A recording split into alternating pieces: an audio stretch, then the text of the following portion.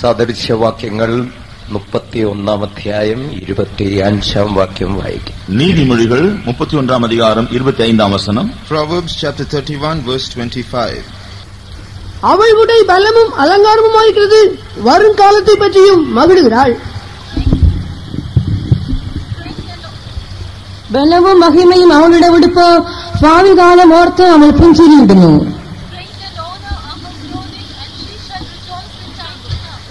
ഭാവി കാലം ഓർത്ത് അവൾ പുഞ്ചിരി തൂകുന്നു. വരുംകാലത്തെ പറ്റി അവൾ മഹിഴുகிறாள்.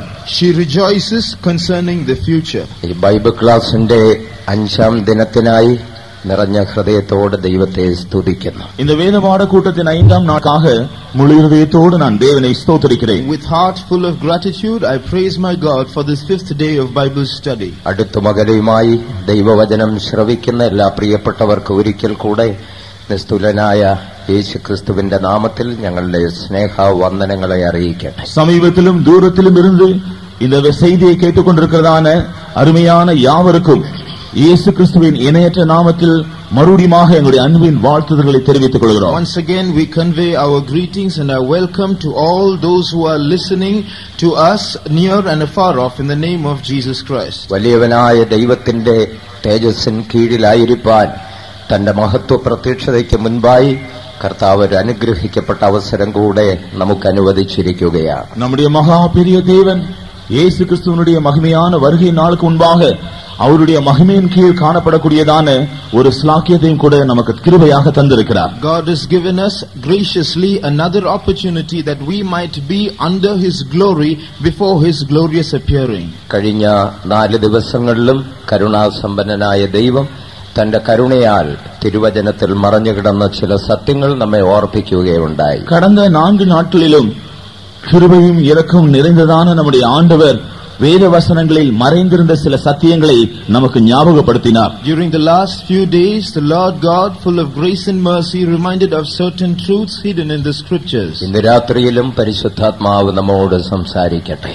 இன்று இரவும் பரிசுத்தாவியானவர் தாமே நம்மோடு பேசுவாராக. May the Holy Spirit continue to speak with us this evening. ഈ ബൈബിൾ ക്ലാസുകളിൽ നാം ചിന്തിച്ചുകൊണ്ടിരുന്ന വിഷയം തേജസ്സേറിയ സഭ എന്നുള്ളതായിരുന്നു. இந்த வேத பாடங்களில் நாம் சிந்தித்துக் கொண்டு வருகிறதான விஷயம் என்னவென்றால் மகிமையான சபை என்பதாகும். Our subject of consideration in these Bible studies is the glorious church. ആ വിഷയത്തെ നാം 3ആയി തിരിച്ച് പഠിക്കുകയുണ്ടായി. 1 നിഴലായ സഭ, 2 പൊരുളായ സഭ, 3 സഭ ഭാവി നിത്യതയിൽ. இந்த விஷயத்தை நாம் 3 பிரிவுகளாக பிரித்து படித்து வருகிறோம்.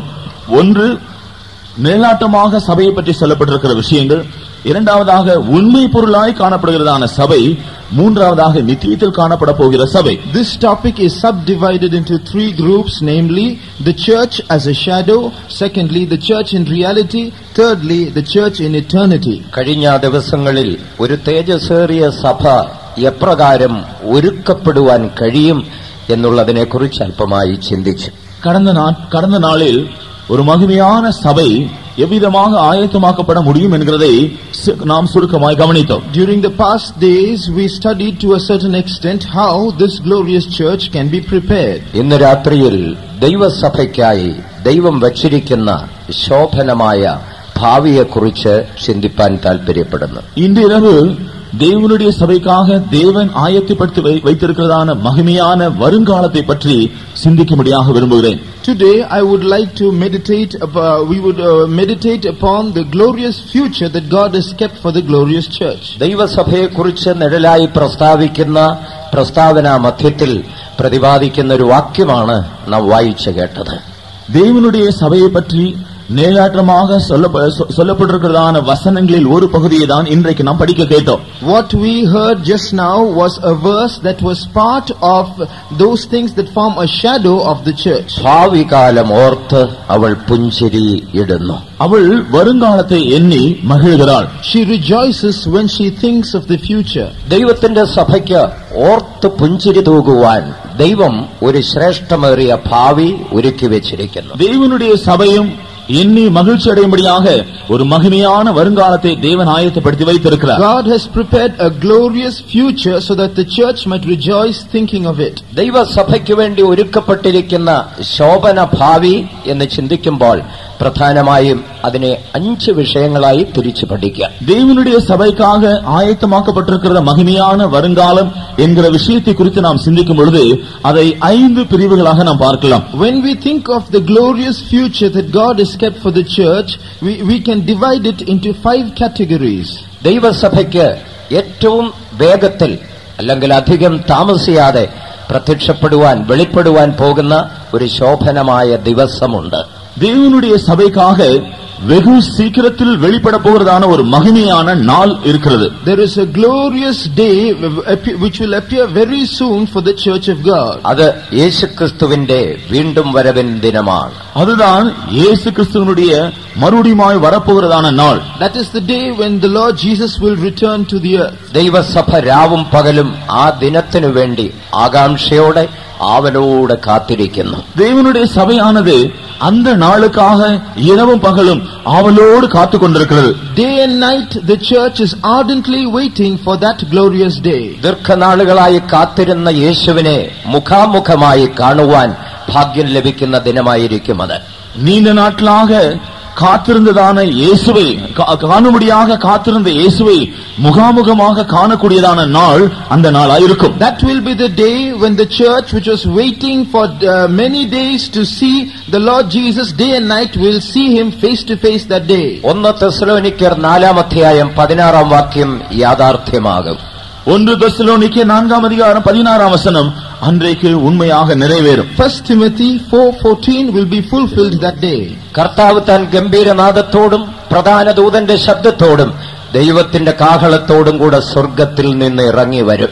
ஏனென்றால் கர்த்தர் தாமே ஆரவாரத்தோடும் பிரதான தூதனுடைய சத்தத்தோடும் தெய்வ எக்காலத்தோடும் வானத்திலிருந்து இறங்கி வருவார். 1 Thessalonians 4:16 The Lord himself shall descend from heaven with a shout, with the voice of the archangel and with the trump of God. ഇന്നെന്ന പോലെ ഒരു ദിവസം, ഇപ്പോഴെന്ന പോലെ ഒരു സമയം യേശുവിന്റെ ഗംഭീരധ്വനി മധ്യാകാശത്തിൽ മുഴങ്ങുവാൻ പോവുകയാണ്. இந்த நாள் என்கிறது போல இந்த சமயம் என்கிறது போல ஒரு நாளில் ஒரு சமயத்தில் இயேசு கிறிஸ்துவினுடைய ஆர்ப்பரிப்பின் சத்தம் மத்திய ஆகாயத்திலே கேட்கப்பட போகிறது. One particular day, just like an ordinary day like this one, the great shout of God will be heard in the heavens. ക്രിസ്തുവിൽ മരിച്ച വിശുദ്ധന്മാർ ഉയർത്തെഴുന്നേൽക്കും, ജീവനോടിരിക്കുന്ന വിശുദ്ധന്മാർ രൂപാന്തരപ്പെടും. அப்பொழுது கிறிஸ்துவுக்குள் மரித்த பரிசுத்தவான்கள் உயிரோடு எழும்புவார்கள், ஜீவனோடு இருக்கிற பரிசுத்தவான்கள் மறுரூபமாக்கப்படுவார்கள். Then the saints who are dead in Christ will be resurrected, and those saints who are alive in Christ will be transformed. ഒരുമിച്ച് കർത്താവിനെ എതിരേൽപ്പാൻ മേഘങ്ങളിൽ എടുക്കപ്പെടും. இவைகளெல்லாம் ஒன்றாக சேர்ந்து கர்த்தரை சந்திக்கும்படியாக அவருக்கு எதிர்கொண்டு போய் மேகங்கள் மேல் எடுத்துக் கொள்ளப்படுவார்கள். And together they will be caught up to into the clouds to be with the Lord forever. ദൈവസഭയെക്കുറിച്ച് ചിന്തിക്കുമ്പോൾ അതിന്റെ ഉള്ളിലെ അടങ്ങാത്ത ഒതുങ്ങാത്ത ആഗ്രഹമാണ് അവർക്ക് വേണ്ടി രക്തം ചിന്തി മരിച്ചതായ വീണ്ടെടുപ്പുകാരനെ മുഖാമുഖമായി കാണുക എന്നുള്ളത്. தேவனுடைய சபையினுடைய ஒரு பெரிய ஆவலையும் நீண்ட ஒரு பெரிய வாஞ்சையை பற்றி நாம் பார்த்தால், தன்னுடைய சபைக்காக தன்னுடைய ரத்தத்தை சிந்து மரித்து சபையை உருவாக்கினதான ஆண்டவரை சந்திக்கும்படியாக இருதயத்தின் ஒரு பெரிய ஆவலோடு அது காத்திருக்கிறது. The great yearning and the desire of the church will be fulfilled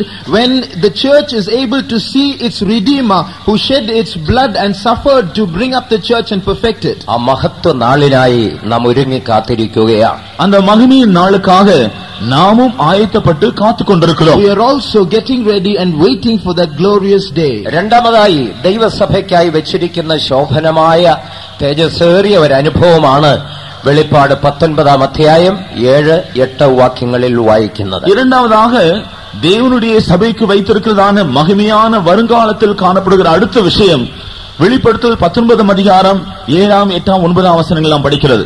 Another thing that God has kept for the church as part of its glorious future is what we read in Revelation 19:7-9.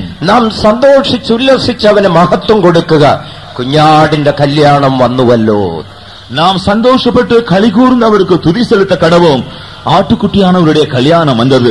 Let us be glad and rejoice and give honor to him, for the marriage of the Lamb is come. തന്റെ കാന്തയും തന്നെത്താൻ ഒരുക്കിയിരിക്കുന്നു. அவருடைய மனைவி தன்னைத்தானே அவருக்கு ஆயத்தப்படுத்தினாள். And his wife has made herself ready. ഇവിടെ ക്രിസ്തുവിനെ ഒരു മണവാളനോടും സഭയെ ഒരു മണവാട്ടിയോടും ബന്ധപ്പെടുത്തി പ്രസ്താവിച്ചിരിക്കുന്നു. இங்கே கிறிஸ்துவை மணவாளனாகவும் சபையை மணவாட்டியாகவும் ஒப்பிட்டு சொல்லப்பட்டிருக்கிறது. Here Christ is compared to a bridegroom and the church to a bride. ക്രിസ്തുവിനെ മണവാളനായി ചിത്രീകരിക്കുമ്പോൾ ഒരു സാധാരണ വ്യക്തിയായിട്ടല്ല അവിടെ ചിത്രീകരിക്കുന്നത്, ഒരു രാജാവായി ചിത്രീകരിക്കുന്നു. இங்கே கிறிஸ்துவை மணவாளனாக ஒப்பிட்டு பேசும் பொழுது ஒரு சாதாரண ஒரு நபராக அல்ல, ஒரு ராஜாவாக அவரை ஒப்பிட்டு சொல்லி இருக்கிறது. When Christ is depicted here as a bridegroom, he is not an ordinary bride but a royal one, a king. വെളിപ്പാട് 19:6 വായിക്കുമ്പോൾ സ്വർഗത്തിൽ പെരുവെള്ളത്തിന്റെ ഇരച്ചിൽ പോലെ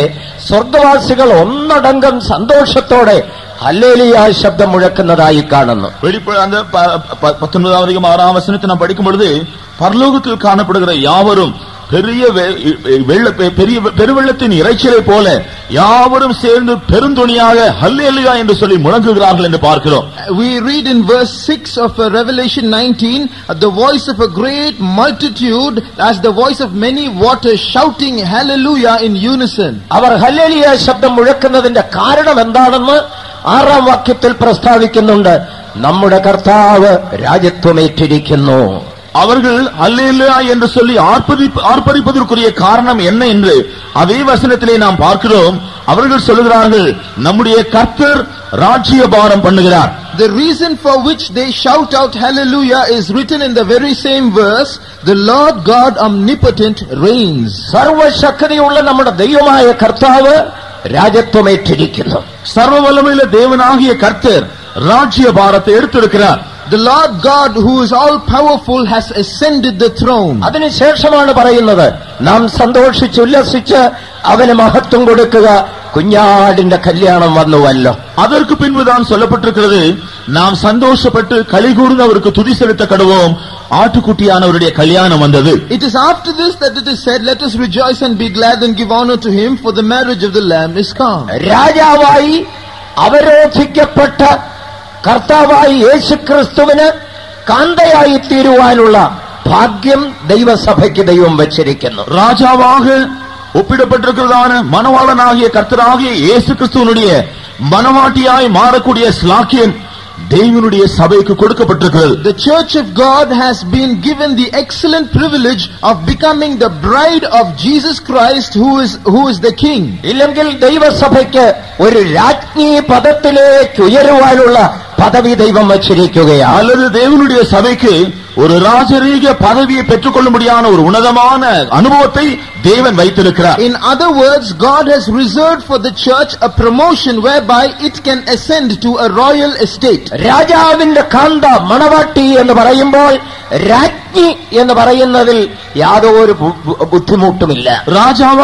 ராஜாவுக்கு மனைவியாக போகிற மணவாட்டியை ராணி என்று சொல்வதில் எந்த தவறும் இல்லை.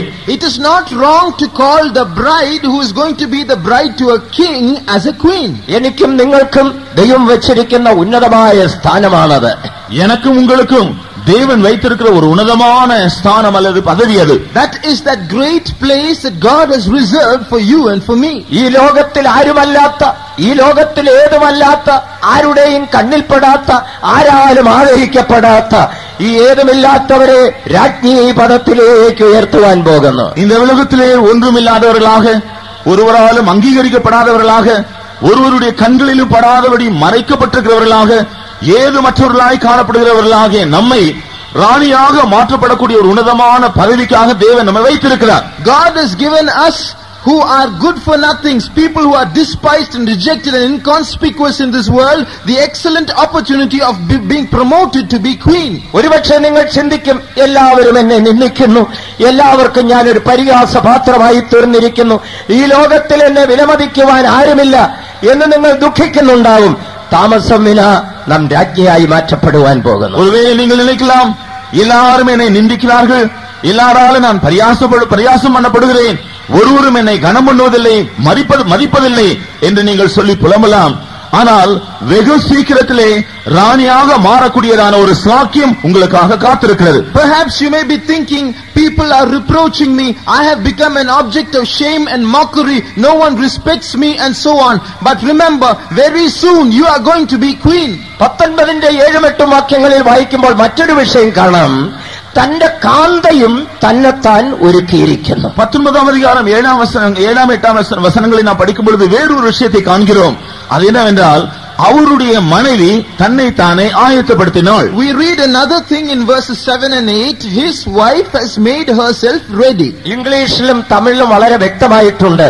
തന്റെ ഭാര്യ തന്നെത്താൻ ഒരുക്കിയിരിക്കുന്നു. ஆங்கிலத்திலும் தமிழ் மொழிபெயர்ப்பிலும் அது தெளிவாக சொல்லப்பட்டிருக்கிறது, அவருடைய மனைவி தன்னை ஆயத்தப்படுத்தினாள் என்று. It is clear in English and in Tamil, not bride but his wife has made herself ready. ഒരുപക്ഷെ നിങ്ങൾ അത്ഭുതപ്പെടും, ഈ ഭാര്യയെ എങ്ങനെയാണ് ഇനി വിവാഹം കഴിക്കുന്നത്, ഇനി എങ്ങനെ മണവാട്ടിയായി തീരുന്നത്. இங்கே மனைவி என்று சொல்லியிருக்கிறபடியால் நீங்கள் ஒருவேளை சிந்திக்கலாம், ஒரு மனைவி எப்படி இயேசுவுக்கு மணவாட்டியாக மாற்ற முடியும் என்று. Here comes a question then, if the church is a wife, then how can the wife become a bride to Jesus Christ? ഇത് ഇന്ന് നാം ആയിരിക്കുന്ന നിലവാരത്തെയും ഭാവിയിൽ ഇനി നാം പ്രാപിക്കുവാൻ പോകുന്ന മറ്റൊരു ശ്രേഷ്ഠമായ നിലവാരത്തെയും വ്യക്തമാക്കുകയാണ്. இந்த வார்த்தையானது இன்றைக்கு நாம் காண்கிறதான நிலவரத்தையும் இனி வருங்காலத்தில் நமக்கு இருக்க போகிறதான அந்த மேன்மையான நிலைமையை குறித்து தெளிவாக சொல்லுகிறது. These words, wife and bride, only describe to us our present state and the state we will have in the future. ലോകപ്രകാരം ചിന്തിച്ചാൽ ആദ്യം മണവാട്ടി പിന്നെ ഭാര്യ. എന്നാൽ ദൈവസഭയെ കുറിച്ച് ചിന്തിക്കുമ്പോൾ ആദ്യം ഭാര്യ പിന്നെ മണവാട്ടി. உலக பிரகாரமாய் நாம் பார்க்கும் பொழுது முதலாவதாக மணவாட்டியாக இருந்து பின்பு மனைவியாக மாறுவார்கள். ஆனால் தேவனுடைய சபையை பற்றிய விஷயத்தில் முதலாவதாக மனைவியின் ஸ்தானத்திலிருந்து பின்பு மணவாட்டியாக அது மாறுகிறது. In the natural sense of speaking, it is the bride who later on becomes the wife, but as far as the church of God is concerned, it is the wife who turns out to be the bride. മണവാട്ടി എന്ന് പറയുമ്പോൾ അത് സന്തോഷത്തിന്റെ നാളുകളാണ്. ഭാര്യ എന്ന് പറയുമ്പോൾ അത് ഭാരം ചുമക്കുന്ന ഉത്തരവാദിത്വമാണ്. மணவாட்டி என்று சொல்லும் பொழுது அது அவளுடைய சந்தோஷத்தின் நாட்களை காண்பிக்கிறது. மனைவி என்று சொல்லும் பொழுது பாரத்தோடு பலவிதமான உத்தரவாதங்களை சுமக்கிறதான நிலைமையை காண்பிக்கிறது. Bride, the very word bride shows that there are days of rejoicing. They are days of rejoicing. The word wife shows it is a time of bearing burdens or shouldering responsibility. ലോകപ്രകാരം ചിന്തിച്ചാൽ കൂടിയപക്ഷം ഒരു വർഷമെങ്ങാനും മണവാട്ടി എന്നുള്ള നിലയിൽ കാണും. അങ്ങേറ്റം പോയാൽ അത് കഴിഞ്ഞാൽ ഭാരം ചുമക്കുന്ന അല്ലെങ്കിൽ ചുമതലയുള്ള ഉത്തരവാദിത്വമുള്ള ഒരു ഭാര്യയായി മരണപര്യന്തം ജീവിക്കേണ്ടി വരുന്നു. உலக பிரகாரமாக நாம் சிந்தித்தால் விவாகமான பின்பு ஒருவேளை அதிகபட்சம் ஒரு வருஷ காலம் வரையிலும் மணவாட்டி என்ற நிலைமையில் காணப்படலாம்.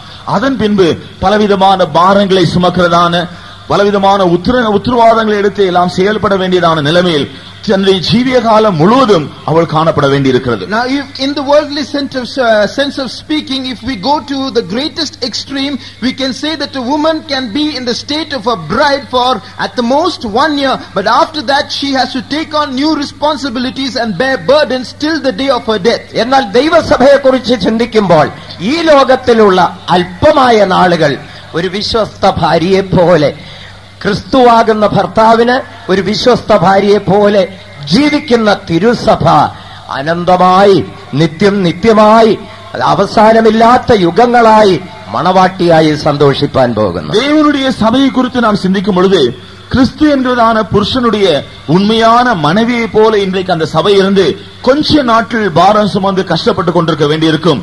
என்றாலும் அதற்கு பின்பு நித்தியமாக யுகாயுகமாக முடிவில்லாமல் என்றென்றைக்குமாய் அவருடைய மணவாட்டியாக அது காணப்பட போகிறது. As far as the church is concerned, today the church of God has to bear burdens and shoulder responsibilities as a faithful wife to Christ, but after the coming of the Lord, the church of God will become the bride of Christ, and that state will endure forever and ever, for endless ages. ഇവിടെ ചുരുങ്ങിയ നാളുകൾ കഷ്ടങ്ങൾ, എന്നാൽ നിത്യയുഗമായി സന്തോഷം.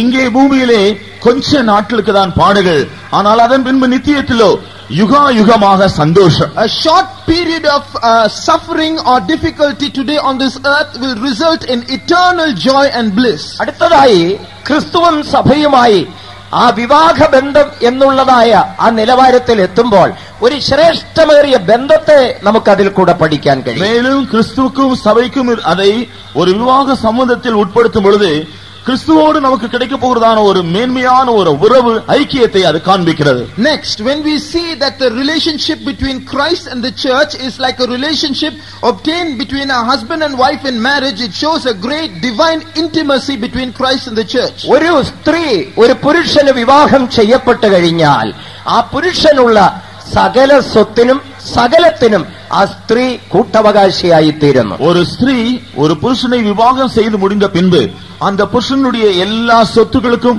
அவருக்கு இருக்கிற சகல விஷயங்களுக்கும் அவள் சொந்தமுள்ளவளாக உரிமை பாராட்டக்கூடியவளாக மாறுகிறாள். When a woman marries a man, the woman becomes co-heir with all that the man possesses or owns. വിവാഹ വിരുന്ന് സൽക്കാരങ്ങളിൽ നിങ്ങളും പങ്കെടുത്തിട്ടുണ്ടാവും. അനേക ശ്രേഷ്ഠരായ മാന്യരായ അതിഥികൾ വിരുന്ന് സൽക്കാരത്തിൽ പങ്കെടുക്കുന്നു. വിരുന്ന് കഴിഞ്ഞിട്ട് അവർക്കൊരു ചോക്ലേറ്റും ഒരു നാരങ്ങായും കൊടുത്ത് അവരെ അയക്കും. நீங்கள் ஒருவேளை அநேக கல்யாண விருந்துகளிலே பங்கெடுத்திருக்கலாம்.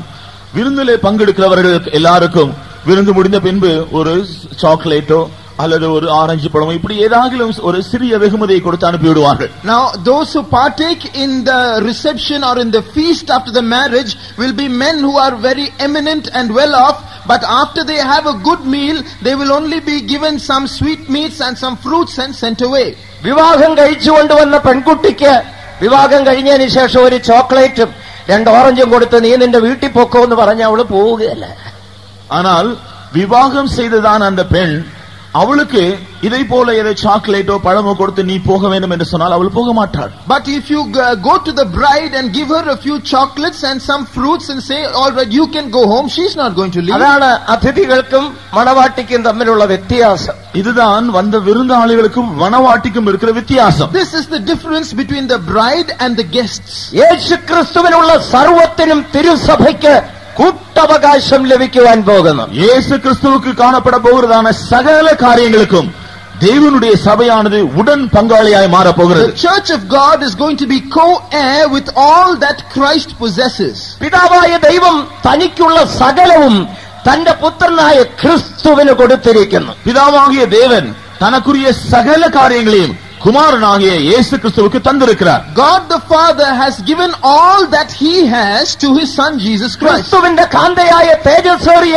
സഭയായി തീരുന്നതോടുകൂടെ സർവത്തിനും ക്രിസ്തുവിനുള്ള സർവത്തിനും നമുക്ക് കൂട്ടവകാശം ലഭിച്ചിരിക്കുന്നു. கிறிஸ்துவனுடைய மனவாட்டியாக மகிமையான சபையாக நாம் மாறும் பொழுது கிறிஸ்துவனுடைய சகல காரியங்களுக்கும் நாம் உடன் பங்காளிகளாக சுதந்திரவாளிகளாய் மாறுகிறோம். Besides being the bride of Christ for eternity, God has given us the privilege of enjoying everything that Christ possesses. ദൈവത്തിന്റെ സഭയ്ക്ക് വേണ്ടി ദൈവം കരുതിയിരിക്കുന്നത് ഏറ്റവും ശ്രേഷ്ഠമായതാണ്. தேவனுடைய சபைக்காக தேவன் தீர்மானித்து வைத்திருக்கிற காரியங்கள் மிக மிக விசேஷமானவைகள். Great and precious and special are those things which God has planned for his church. ക്രിസ്തുവിന്റെ സിംഹാസനം, ക്രിസ്തുവിന്റെ തേജസ്, ക്രിസ്തുവിന്റെ കിരീടം, ക്രിസ്തുവിന്റെ ഭരണം, ക്രിസ്തുവിന്റെ അധികാരം, ഇതിലെല്ലാറ്റിലും തിരുസഭയ്ക്ക് കൂട്ടവകാശം ലഭിക്കുവാൻ പോകുന്നു. கிறிஸ்துவனுடைய மகிமை, அவருடைய சிங்காசனம், அவருடைய ஆளுகை, அவருடைய அதிகாரம், அவருடைய வல்லமை, இவை யாவையும் சபையானது சுதந்திரித்துக் கொள்ள போகிறது. The church is going to partake of all that Christ possesses: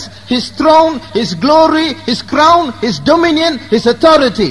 മൂന്നാമതായി ദൈവസഭയ്ക്ക് വെച്ചിരിക്കുന്ന മഹത്വമേറിയ ഒരു പദവിയാണ് വെളിപ്പാട് പുസ്തകം 19-ാം അധ്യായത്തിന്റെ 11 മുതലുള്ള ഭാഗങ്ങൾ പഠിക്കുമ്പോൾ നമുക്ക് കാണുവാൻ കഴിയും. மூன்றாவதாக மகிமையான சபைக்காக வரப்போகிறதான வருங்காலத்திலே தேவன் ஆயத்தப்படுத்தி வைத்திருக்கிற காரியங்களை வெளிப்படுத்தல் 19-ஆம் அதிகாரம் 11-ஆம் வசனத்திலிருந்து படிக்கும் பொழுது நாம் அறிந்து கொள்ளலாம். Another thing that God has reserved as part of the future for the church is what we read in Revelation 19:11 onwards. വെളിപ്പാട് 19-ന്റെ 11 ഒലൂമലയിലേക്ക് തേജസ്സോടുകൂടെ ഇറങ്ങി വരുന്ന ക്രിസ്തുവിനെ കുറിച്ച് പ്രതിപാദിച്ചിരിക്കുന്നു. നാം 19-ാം അധികാരം 11-ാം വചനത്തിൽ പഠിക്കും பொழுது மகிமையோடு கூட ஒலிவ மலையின் மேல் இறங்கி வருகிற கிறிஸ்துவை பற்றி சொல்லி இருக்கிறது.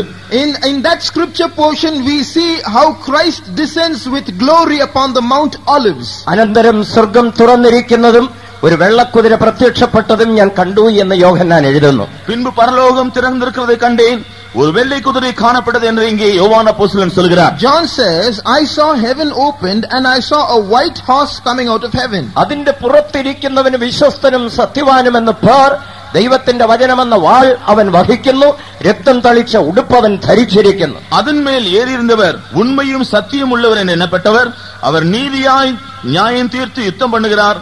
அவர் வெண்வஸ்திரம் தரித்திருக்கிறார். We see that he has a name which is called faithful and true, and also he is called the word of God, and he had a vesture that was dipped in blood. രക്തத்தில் தோய்க்கப்பட்ட വസ്ത്രത്തെ അവർ ധരിച്ചിരുந்தார். നമ്മുടെ കർത്താവായ യേശുക്രിസ്തു താമസം വിന ഒലിവുമലയിലേക്ക് ഇറങ്ങി വരുവാൻ പോകുന്നു. நம்முடைய கர்த்தராகிய இயேசு கிறிஸ்து அதிக தாமதம் இல்லாமல் ஒலிவ மலையின் மேல் வந்து இறங்க போகிறார். Very soon the Lord Jesus is going to descend upon the Mount of Olives in Israel. അതൊരു വലിയ യുദ്ധത്തിന് വേണ്ടിയാണ്. എതിർക്രിസ്തുവിനോടും മഹാസർപ്പത്തോടും കള്ളപ്രവാചകനോടുമുള്ള ഒരു വലിയ യുദ്ധത്തിന് വേണ്ടി அவர் அவ்விதமாய் இறங்கி வருவது ஒரு பெரிய யுத்தத்திற்காக என்று நாம் காண்கிறோம்.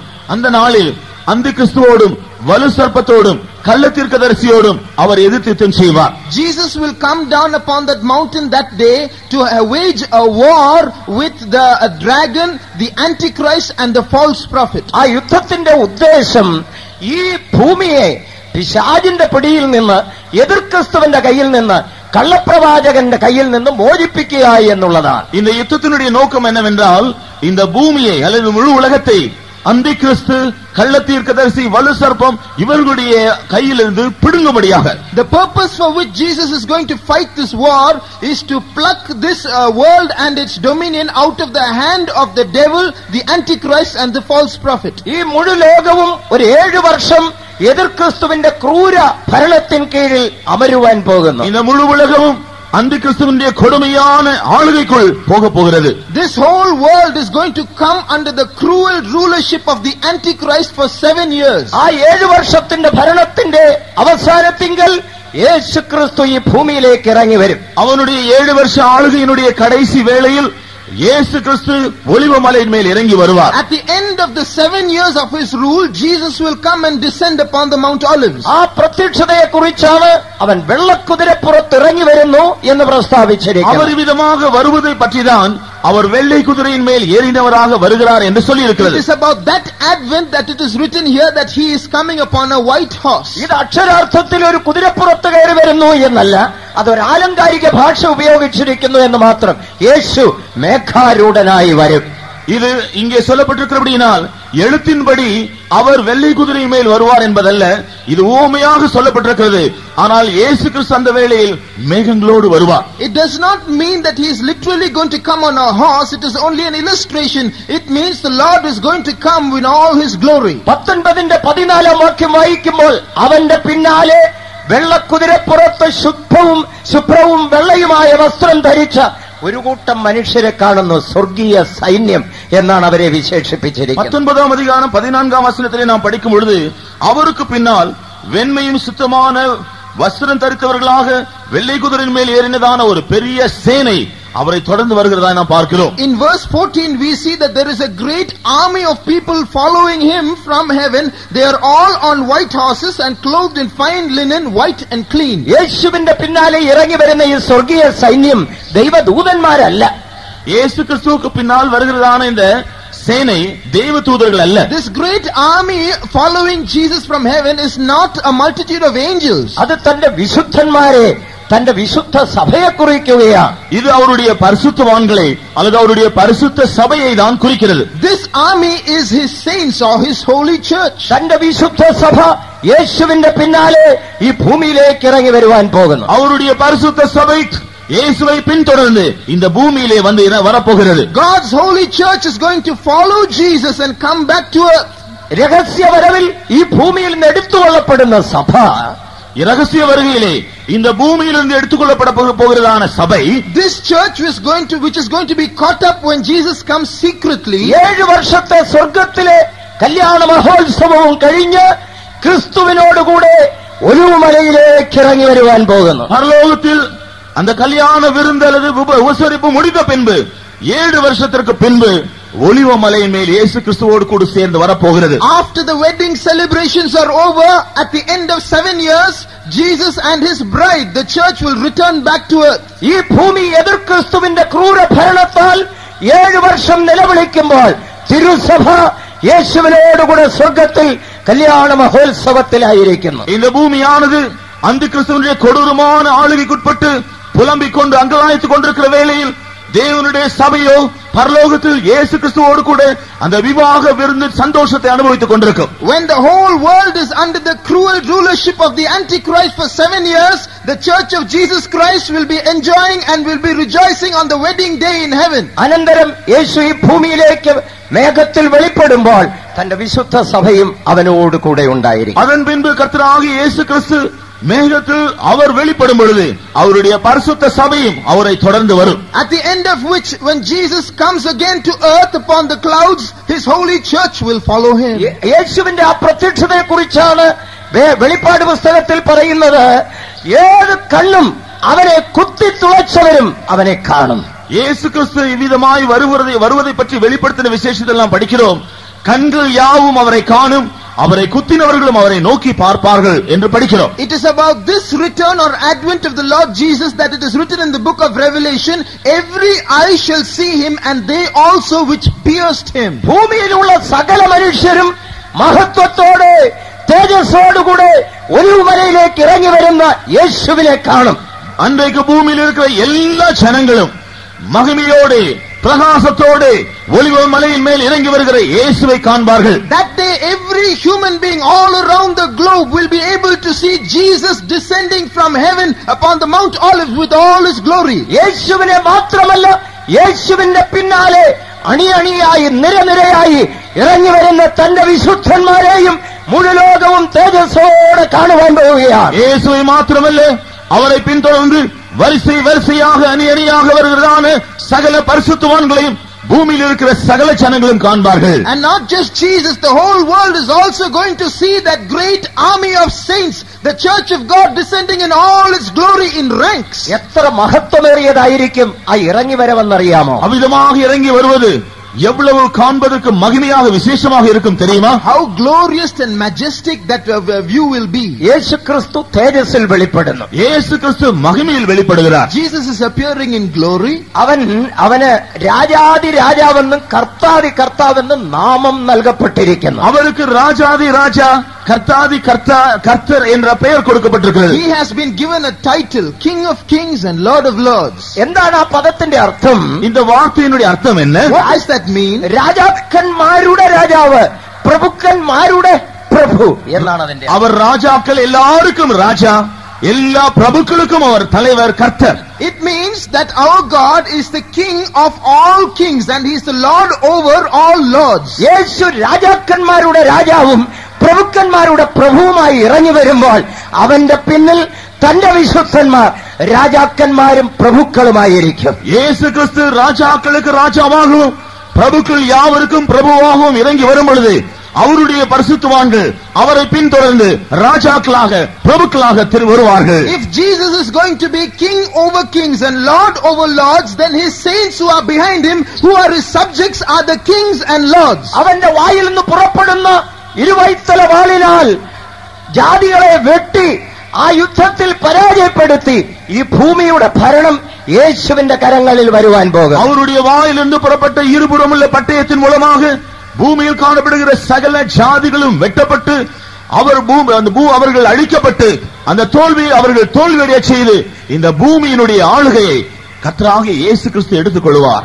Jesus will fight with all the nations of the earth with the two-edged sword that is in his mouth, and he will destroy all the nations. They will be defeated and Jesus will take over the dominion of this earth. ആ യുദ്ധത്തിൽ മഹാസർപ്പം ബന്ധിക്കപ്പെട്ട് 1000 ആണ്ടേക്ക് അഗാധകൂപത്തിൽ ചങ്ങലയിട്ട് പൂട്ടപ്പെടുന്നു. മൃഗവും കള്ളപ്രവാചകനും ബന്ധിക്കപ്പെട്ട് നിത്യ തീപ്പൊയ്കയിലേക്ക് തള്ളപ്പെടുന്നു. அந்த யுத்தத்திலே வலுசர்ப்பமானது சங்கிலியினால் கட்டப்பட்டு பாதாள குழியிலே தள்ளி அடைக்கப்படுகிறது. அந்த கிறிஸ்துவும் கள்ளத்தீர்க்கதரிசியும் கட்டப்பட்டு உயிரோடு எரிகிற அக்கினியும் கந்தமும் எரிகிற கடலிலே தள்ளப்படுவார்கள். At the end of that war, the dragon is bound and chained and cast into the bottomless pit, and the Antichrist and the false prophet are bound and cast into the lake of fire. ഈ മുഴു ലോകത്തിന്റെയും ഭരണം യേശുവിന്റെ കരങ്ങളിൽ വന്നു ചേരുവാൻ പോകുന്നു. இந்த முழு உலகத்தினுடைய ஆளுகை இயேசுவின் கரங்களில் வந்து சேர போகிறது. And the rule of the whole earth will be now in the hands of Jesus. നീ യഹൂദന്മാരുടെ രാജാവോ എന്ന് ചോദിച്ച് നിന്ദിച്ച് പരിഹസിച്ച് പുറന്തള്ളിയ ക്രൂശിച്ച് യേശുവിന്റെ കരങ്ങളിൽ ഈ മുഴു ലോകത്തിന്റെയും ഭരണം വന്നു ചേരുവാൻ പോവുകയാണ്. நீ யூதருடைய ராஜாவா என்று கேட்டு அவரை பரியாசம் செய்து அவரை புறக்கணித்து அவரை சிக்ஷித்து அவரை சிலுவையில் அறைந்து கொன்றதான அதே இயேசுவின் கரங்களில் முழு உலகத்தினுடைய ஆளுகை வரப்போகிறது. Once when Jesus came to earth, people mocked at him and they rejected him, reproached him and mocked at him by saying, "Are you the king of the Jews?" The very same Jesus is coming back. He will be king of the whole earth. യേശു രാജാതിരാജാവായി ഈ ഭൂമിയെ ഒരു വർഷമല്ല 5 വർഷമല്ല 1000 ആണ്ട് ഭരിക്കുവാൻ പോകുന്നു. இயேசு கிறிஸ்து ராஜாதி ராஜாவாக இதே பூமியை ஒரு வருஷமோ அல்லது 5 வருஷமோ அல்ல 1000 வருஷங்கள் ஆளுகை செய்ய போகிறார். The Lord Jesus Christ is going to rule over this earth as King of Kings, not for 1 year or 5 years, but for 1000 long years. അന്ന് യേശുവിനോടുകൂടെ തേജസ്വിനി ഭൂമിയിലേക്ക് ഇറങ്ങി വന്ന തന്റെ വിശുദ്ധന്മാർ യേശുവിനോടുകൂടെ രാജാക്കളായി പ്രമുഖന്മാരായി ഈ ഭൂമിയെ ഭരിക്കുവാൻ പോവുകയാണ്. അതോടെ യേശു ക്രിസ്തുവോട് കൂടെ മഹിമയിൽ ഇറങ്ങി വന്നതാണ് സകല പരിശുദ്ധവാന്കളും இயேசு கிறிஸ்துவோடு கூட ராஜாக்களாய் பிரபுக்களாய் இதே பூமியிலே ஆளுகை செய்வார்கள். And every saint who comes with Jesus that day in glory will also rule over this earth with Jesus as kings and princes. ഈ ലോകത്തിന്റെ ഭരണം യേശുവിന്റെയും തന്റെ വിശുദ്ധ ജനത്തിന്റെയും കരങ്ങളിൽ ഏൽപ്പിക്കപ്പെടാൻ പോകുന്നു. இந்த உலகத்தினுடைய ஆளுகை இயேசு கிறிஸ்துவின் கரங்களிலும் அவருடைய பரிசுத்தவான்களின் கரங்களிலும் ஒப்பு கொடுக்கப்பட போகிறது. The rule over the whole earth is going to be handed over to Jesus and to his saints. ജയിക്കുന്നവന് ഞാൻ എന്നോടുകൂടെ എന്റെ സിംഹാസനത്തിൽ ഇരിപ്പാൻ വരം നൽകും എന്നുള്ള വചനം ഒരു നിലയിൽ ഈ ഭൂമിയിൽ അങ്ങനെ നിറവേറും. ஜெயம் கொள்ளுகிறவன் எவனோ அவனை என்னுடனே கூட என் சிங்காசனத்தில் உட்காரும்படி அவனுக்கு அருள் செய்வேன் என்று இயேசு சொன்னதான வார்த்தையினுடைய ஒரு அனுபவம் அந்த நாளில் நிறைவேறும். To him that overcometh will I grant to sit with me on my throne. That verse spoken by Jesus will be fulfilled to a certain extent that day. നാലാമതായി ദൈവസഭയ്ക്ക് ഒരു മഹത്വമേറിയ പദവി ലഭ്യമാകാൻ പോവുകയാണ്. நான்காவதாக தேவனுடைய சபைக்கு ஒரு மகிமையான ஒரு அந்தஸ்து கிடைக்க போகிறது. Fourthly, the church of God is going to obtain a glorious position. ഈ ലോകത്തെ ന്യായം വിധിക്കുവാനുള്ള അധികാരം തന്റെ വിശുദ്ധ സഭയ്ക്ക് നൽകപ്പെടുവാൻ പോകുന്നു. இந்த உலகத்தை நியாயம் தீர்க்கும்படியான அதிகாரம் அவருடைய பரிசுத்த சபைக்கு கொடுக்கப்பட போகிறது. The holy church of God is going to receive authority to execute judgment upon the earth. വെളിപ്പാട് 20:11 മുതലുള്ള വാക്യങ്ങൾ വായിക്കുമ്പോൾ ഒരു വെള്ളസിംഹാസന ന്യായവിധിയെക്കുറിച്ച് പ്രസ്താവിക്കുന്നു. வெளிப்படுத்தல் 20ஆம் அதிகாரம் 11ஆம் வசனம் முதல் நாம் படித்தால் அங்கே ஒரு வெள்ளை சிங்காசன நியாய தீர்ப்பை குறித்து படிக்கலாம். Reading from Revelation 20:11, we read of a white throne there. 1000 ആണ്ട് വാഴ്ചയ്ക്ക് ശേഷം ഈ പ്രപഞ്ചത്തിന് അവസാനമാകുന്നു. 1000 வருஷ ஆளுகைக்கு பின்பு இந்த உலகத்திற்கு முடிவு வருகிறது. After that 1000 years of ruling, this world will come to an end. ദൈവം മനുഷ്യരെ ന്യായം വിധിക്കുവാൻ വെള്ളസിംഹാസനം സ്ഥാപിക്കുന്നു.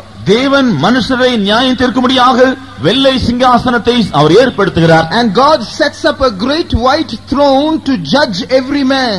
ആ സിംഹാസനത്തിൽ ന്യായാധിപതിയായി ഇരിക്കുന്നത് നമ്മുടെ കർത്താവായ യേശുക്രിസ്തുവാണ്. அந்த சிங்காசனத்திலே நியாயாதிபதியாக வீற்றிருப்பது நம்முடைய கர்த்தராகிய இயேசு கிறிஸ்துதான். The judge who sits on the throne is our Jesus ഈ Christ. ലോകത്തെ ന്യായം വിധിക്കുവാനുള്ള അധികാരം പിതാവായ ദൈവം നമ്മുടെ കർത്താവായ യേശുക്രിസ്തുവിന് നൽകുവാൻ പോകുന്നു. இந்த முழு உலகத்தையும் நியாயம் தீர்க்கும்படியான அதிகாரத்தை பிதாவாகிய தேவன் நம்முடைய கர்த்தராகிய இயேசு கிறிஸ்துவினிடத்திலே ஒப்படைக்க போகிறார். God the Father is going to transfer all powers to judge mankind and the earth to our Lord Jesus. യേശുക്രിസ്തു ന്യായാസനത്തിൽ ഇരിക്കുമ്പോൾ തന്റെ തിരുസഭ, തന്റെ വിശുദ്ധ സഭ ക്രിസ്തുവിനോടുകൂടെ ന്യായവിധിയുടെ അധികാരം പ്രാപിച്ചുകൊണ്ട് ആ ന്യായാസനത്തിൽ ഉണ്ടായിരിക്കും.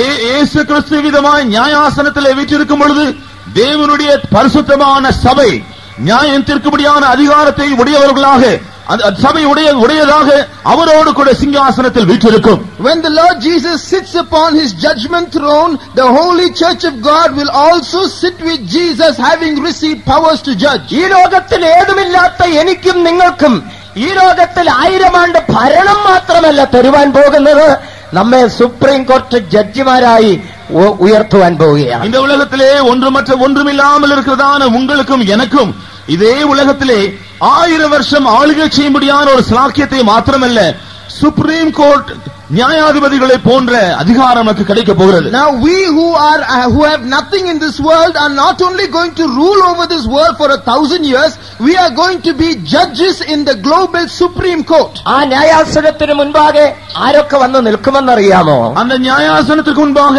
யாரெல்லாம் வந்து நிற்பார்கள் தெரியுமா? Do you know who are the people who will stand before us in that court? ഈ ലോകത്തിലെ വലിയ വലിയ വ്യക്തികളൊക്കെ ആ ന്യായാസനത്തിന് മുൻപാകെ വന്ന് നിൽക്കും. இந்த உலகத்திலே மிக பெரிய பெரிய ஆட்களாக இருந்தவர்கள் எல்லாம் அன்றைக்கு நியாயாசனத்துக்கு முன்பாக வந்து நிற்பார்கள். All the so called big shots of this world will stand before the judgment throne. ഇന്നത്തെ ലോകത്തിലെ പ്രധാനമന്ത്രിമാർ, രാഷ്ട്രപതിമാർ, വകുപ്പ് മന്ത്രിമാർ, വലിയ സമ്പന്നന്മാർ, ശാസ്ത്രജ്ഞന്മാർ, ഡോക്ടർമാർ, ഇവരൊക്കെ ന്യായാസനത്തിന് മുൻപിൽ ന്യായവിധിക്കായി വന്ന് നിൽക്കും. இன்னைக்கு காணப்படுகிறதான பிரதம மந்திரிகள், ஜனாதிபதிகள், மற்ற முக்கியமான மந்திரிகள், இந்த உலகத்தினுடைய மேன்மையான உயர்ந்த அந்தஸ்தில் காணப்படுகிற எல்லா மக்களும் அன்றைக்கு நியாயம் தீர்க்கப்படும்படியாக நியாயாசனத்துக்கு முன்பாக வந்து நிற்பார்கள்.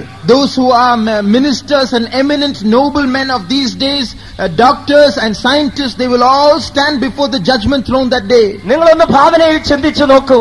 നിങ്ങൾ ജഡ്ജ്മെന്റ് സീറ്റിലിരിക്കുന്നു, അല്ലെങ്കിൽ ജഡ്ജിയുടെ സ്ഥാനത്തിരിക്കുന്നു. ഇപ്രകാരമുള്ള വലിയ വലിയ വ്യക്തികൾ നിങ്ങളുടെ മുൻപിൽ ന്യായം വിധിക്കപ്പെടുവാൻ വന്ന് നിൽക്കുന്നു. ഒന്ന് ഭാവനയിൽ ചിന്തിച്ചു നോക്കൂ. അത് நீங்கள் இந்த விஷயத்தை சற்று கற்பனை செய்து பாருங்கள். நீங்கள் நியாயாசனத்தில் வீற்றிருக்கிறதாகவும் உங்களுக்கு முன்பாக இந்த உலகத்தினுடைய கனவான்கள், பெரிய ஆட்கள் எல்லாம் நியாயம் தீர்க்கப்படும்படியாக உங்களுக்கு முன்பாக வந்து நிற்கிறார்கள். அதை சற்று கற்பனை செய்து பாருங்கள். Just imagine this. You are who are good for nothing and absolute nobody, sitting on the throne to execute judgment, sitting as a judge, and all these VIPs standing in front of you. യേശുവിനെ ന്യായം വിസ്തരിച്ച് കൊല്ലുവാനായി ഏൽപ്പിച്ച പീലാത്തോസും ഹെരോദാവും ഹന്നാവും കയ്യഫാവും ഒക്കെ അന്ന് ഈ ന്യായവിസ്താര സഭയുടെ മുൻപാകെ വന്ന് നിൽക്കും. இயேசு கிறிஸ்துவை குற்றம் சுமத்தி சிலுவையில் அறையும்படியாக தீர்ப்பு கொடுத்ததான பிலாத்து, ஏரோது, அன்னா, காய்பா இவர்கள் எல்லாரும் அன்றைக்கு நியாயம் தீர்க்கப்படும்படி வந்து நிற்பார்கள். All those people who accused and condemned Jesus to be crucified, people like Pilate and Herod and Annas and Caiaphas will all stand to face judgment that day. 30 വെള്ളിക്കാശിന് യേശുവിനെ വിറ്റതായ യൂദായും അതിന്റെ മുമ്പിൽ വന്ന് നിൽക്കും. 30 வெள்ளிக்காசுக்கு கர்த்தராகிய இயேசு கிறிஸ்துவை காட்டிக் கொடுத்த அல்லது விற்று போட்ட யூதாசும் நியாயம் தீர்க்கப்படும்படி அங்கே வந்திருப்பான். Even Judas, who sold Jesus for 30 pieces of silver, will stand before the judgment seat that day. നിങ്ങൾ ഞെട്ടരുത്. അതിനുവേണ്ടിയാ ഇപ്പോഴേ ഇത് ഓർപ്പിക്കുന്നത്. ഇവരെ എല്ലാം നിങ്ങളുടെ മുമ്പാകെ കൊണ്ടുവന്ന് നിർത്താൻ പോവുകയാണ്. நீங்கள் நடுங்கி போக வேண்டாம், பயப்பட வேண்டாம். அதற்காக தான் இப்பொழுது ஞாபகப்படுத்துகிறேன். இப்படிப்பட்ட சகல மனுஷரும் உங்களுக்கு முன்பாக வந்து நிற்க போகிறார்கள். I am telling you all these things so that when these people really stand before you that day, you won't be taken aback or be afraid. ഇവരെ എല്ലാം ന്യായം വിധിക്കുവാനുള്ള അധികാരം തന്റെ വിശുദ്ധന്മാർക്ക് യേശുക്രിസ്തു നൽകുവാൻ പോകുന്നു. இவர்கள் எல்லாரும் நியாயம் தீர்க்கக்கூடியதான அதிகாரத்தை இயேசு கிறிஸ்து தம்முடைய பரிசுத்தவான்களுக்கு கொடுக்க போகிறார். Jesus Christ is going to give all his saints the power to judge all these people. 1 കൊരിന്ത്യർ 6-ാം അധ്യായത്തിന്റെ 2-3 വാക്യങ്ങൾ വായിക്കുമ്പോൾ അവിടെ നമുക്ക് കാണുവാൻ കഴിയും, വിശുദ്ധന്മാർ ലോകത്തെ വിധിക്കും എന്നറിയുന്നില്ലയോ? 1 கொரிந்தியர் 6-ாம் அதிகாரம் 2-3 வசனங்களை நாம் படிக்கும் பொழுது அங்கே நாம் இதை பற்றி பார்க்கிறோம். பரிசுத்தவான்கள் உலகத்தை நியாயம் தீர்ப்பார்கள் என்பதை அறியாமல் இருக்கிறீர்களா? In 1 Corinthians chapter 6 verses 2 and 3 we read, do you not know that the saints shall judge the world?